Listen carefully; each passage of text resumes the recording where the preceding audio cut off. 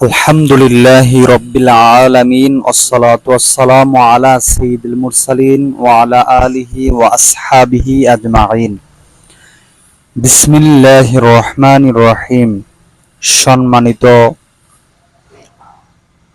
বন্ধুগণ, আমি আপনাদের সাথে বিসমিল্লাহির রহমানির রহিমের তাৎপর্য ব্যাখ্যা তুলে ধরতে চাই।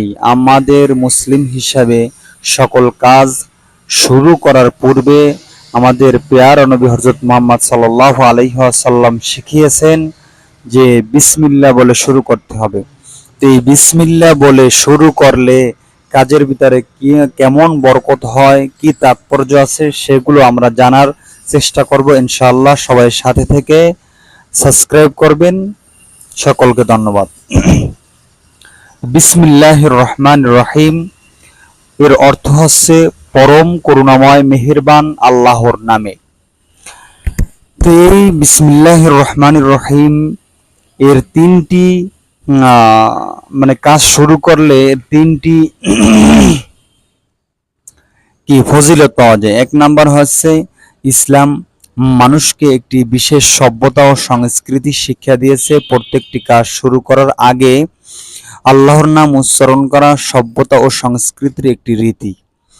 সচেতনতা ও আন্তরিকতার সাথে এই রীতি অনুসরণ হলে অনিবার্যভাবে তিনটি সুফল লাভ করা যাবে ইনশাআল্লাহ।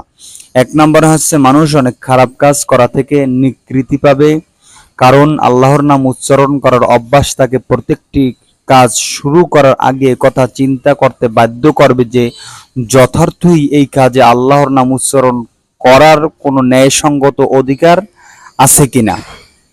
দুই নাম্বার হচ্ছে বৈধ ও সঠিক ও সৎ শুরু করতে গিয়ে বৈধ সঠিক ও সৎ কাজ শুরু করতে গিয়ে আল্লাহর নাম নেওয়ার কারণে মানুষের মনোভাব ও মানসিকতা সঠিক দিকে মোড় নেবে।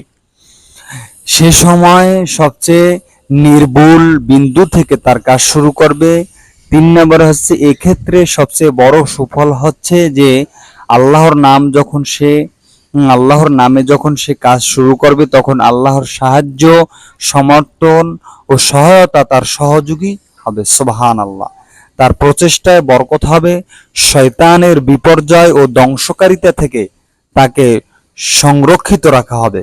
বান্দা যখন আল্লাহর দিকে ফিরে তখন আল্লাহ বান্দার দিকে ফিরেন, এটাই আল্লাহর রীতি। আলহামদুলিল্লাহ।